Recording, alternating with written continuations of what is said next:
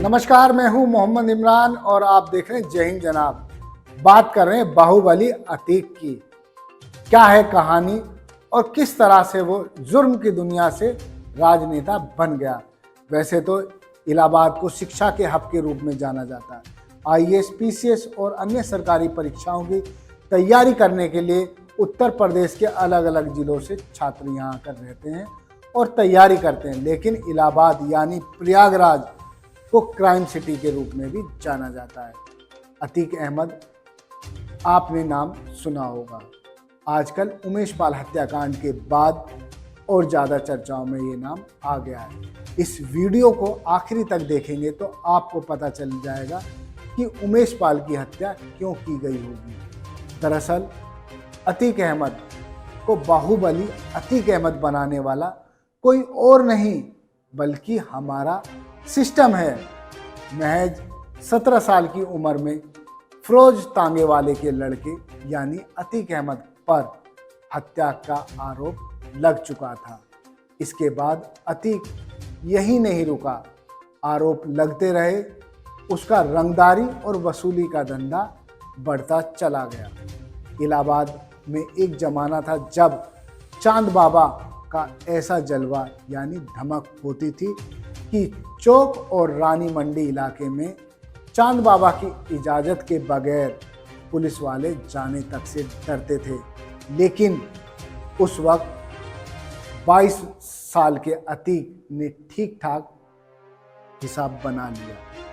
70-80 के दशक में धीरे धीरे उसने राजनीति में कदम रखना शुरू कर दिया। पुलिस और नेताओं की शह मिलती चली गई। अतीक ने अपना बड़ा गिरोह तैयार किया। अब यह गिरोह चांद बाबा के गिरोह से ज़्यादा खतरनाक होने लगा। सन 1986 के आसपास प्रदेश में सरकार थी वीर बहादुर सिंह की और उसी दौरान अतीक को पुलिस ने उठा लिया। लेकिन दिल्ली से एक फ़ोन आया और अतीक को उस फ़ोन ने मजबूत कर दिया। पुलिस देखती रह गई और उसे मजबूरी में छोड़ना पड़ा। अपराध की दुनिया में अतीक लंबी छलांग लगाने लगा, मगर उसको पता था कि अभी भी उसे बहुत आगे पहुंचना है। इसीलिए सियासत में मजबूत तरीके से उसने दखल देना शुरू कर दिया।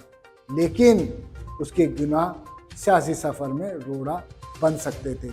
इसीलिए जो भी उसकी कामयाबी के बीच आया उसे जान से हाथ धोना पड़ा, यानी जान देकर कीमत चुकानी पड़ी। फिर एक ऐसा दौर आ गया जब अतीक ने अपराध की दुनिया में ऐसा रुतबा खड़ा कर लिया कि पुलिस बोनी लगने लगी। पुलिस के सामने चैलेंज आते रहे और वो खुद एक चैलेंज बन गया। हत्या, अपहरण, फिरौती जैसे मामलों में मुकदमे बढ़ते चले गए, एफआईआर के ढेर लगते चले गए। लेकिन अतीक का पुलिस कुछ बिगाड़ नहीं पा रही थी। इसी बीच अतीक ने एक ऐसा दांव चला कि पुलिस चारों खाने चित हो गई, यानी उसने राजनीति में कदम रख दिया। उसने कदम रखते ही राजनीति में अपना दबदबा बनाया। अगर जो उसे एक खलनायक कहा जाए वो गलत नहीं होगा, क्योंकि जब उस पर मुकदमों के भार बढ़ते जा रहे थे तो एक दिन ऐसा आया कि उसने बुर्का पहनकर कोर्ट में जाकर खुद को सरेंडर कर दिया। पुलिस पर एक के बाद एक मुकदमा ठोकने और रासुका फर्जी तरीके से लगाने के आरोप लगे। जनता के बीच संदेश गया कि अतीक का उत्पीड़न किया जा रहा है, जिसके बाद उसके पक्ष में जनता में सहानुभूति बढ़ती चलेगी। हालांकि 1 साल जेल में रहने के बाद जब वह बाहर आया तो 1989 में वेस्ट इलाहाबाद से उसने निर्दलीय विधायक का चुनाव लड़ा। अतीक का सामना पुराने गैंगस्टर चांद बाबा से हुआ, जिससे उनका कई बार गैंगवार भी हो चुका था। लेकिन अतीक ने इस चुनाव में धन और बल के साथ साथ सहानुभूति का पूरा खेल खेला और चांद बाबा को हराकर किनारे कर दिया। चुनाव के कुछ महीने बाद ही चांद बाबा की हत्या हो गई। धीरे धीरे अतीक ने चांद बाबा के गिरोह का सफाया कर दिया।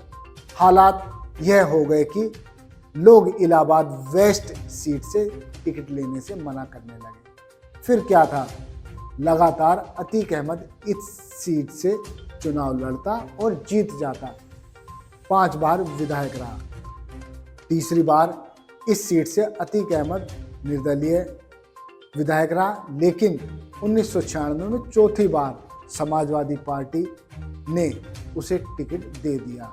इसके बाद अतीक ने समाजवादी पार्टी से संबंध तो बनाए, लेकिन कुछ समय बीतने के साथ संबंध बिगड़ने लगे, उनमें खटास आने लगी। 2002 में अतीक को अपना दल ने टिकट देकर चुनाव लड़ाया, जिसमें वह विजयी रहा। 2004 में अतीक ने एक बार फिर लंबी छलांग लगाई और समाजवादी पार्टी से लोकसभा का टिकट ले लिया, वो भी फूलपुर से, जहां से यूपी के डिप्टी सीएम केशव प्रसाद मौर्य आते हैं। फूलपुर से अतीक अहमद जीत गए और उसके बाद राजनीति में उसके पैर ठीक ठाक जम गए। कभी सपा तो कभी बसपा में वह शामिल हो जाता। 2012 में अतीक अहमद ने जेल से ही पर्चा भरा, लेकिन जीत नहीं पाया। यही नहीं, अतीक के जुर्म की दुनिया ये है, मैं बताता हूँ आपको। अतीक के खिलाफ 44 से ज़्यादा मुकदमे दर्ज हैं, जिसमें लखनऊ, कौशाम्बी, चित्रकूट, इलाहाबाद ही नहीं बल्कि बिहार राज्य में भी हत्या, अपहरण और जबरन वसूली जैसे मामले दर्ज हैं। अतीक के खिलाफ सबसे ज़्यादा मामले इलाहाबाद में ही दर्ज हैं। अब बताता हूँ कि विधायक राजू पाल की हत्या कैसे हुई और क्यों हुई। दरअसल 2004 में लोकसभा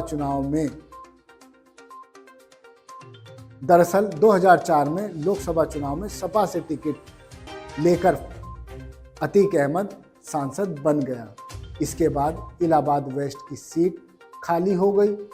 उपचुनाव में सपा ने अतीक के छोटे भाई अशरफ को टिकट दिया, मगर बसपा ने उसके सामने राजूपाल को खड़ा कर दिया। राजूपाल ने अशरफ को हरा दिया और अपनी जीत पहली बार इस सीट से दर्ज कराई। कुछ महीने बाद यानी 25 फरवरी 2005 को दिन दहाड़े राजूपाल की गोली मारकर हत्या कर दी गई। इस हत्या में सीधे तौर पर अतीक और उसके भाई अशरफ को आरोपी बनाया गया। इसके बाद भी अतीक सांसद बना रहा। लेकिन 2007 में दिसंबर के महीने में जब सपा पर दबाव बना तो मुलायम सिंह ने अतीक को पार्टी से बाहर का रास्ता दिखा दिया। राजूपाल के गवाहों को डराने धमकाने की कोशिश की गई, जिसमें उमेश पाल भी शामिल था, लेकिन मुलायम सिंह के सत्ता से जाने और मायावती के आने की वजह से अतीक कामयाब नहीं हो पाया। सांसद से अब अतीक इनामी सांसद बन गया। उसके घर, कार्यालय और अन्य ठिकानों को न्यायालय के आदेश पर कुर्क कर दिया गया। अतीक पर 20,000 का इनाम घोषित किया गया। मायावती के डर से अतीक ने दिल्ली में जाकर सरेंडर कर दिया। दरअसल मायावती के आने के बाद उसकी उल्टी गिनती शुरू हो गई। 2013 में जब समाजवादी पार्टी सरकार में आई, फिर अतीक साइकिल पर सवार हो गया।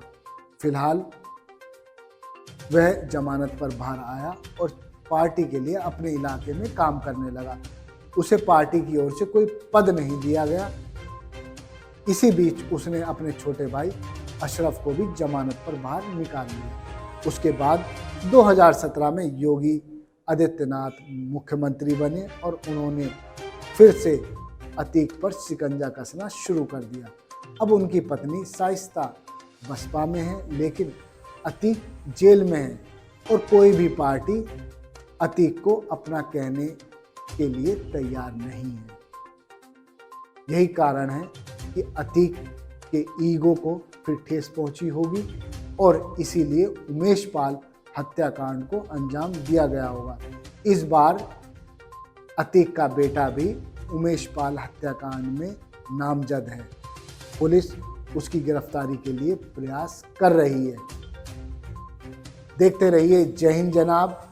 चैनल को लाइक और सब्सक्राइब करना ना भूलें। जय हिंद।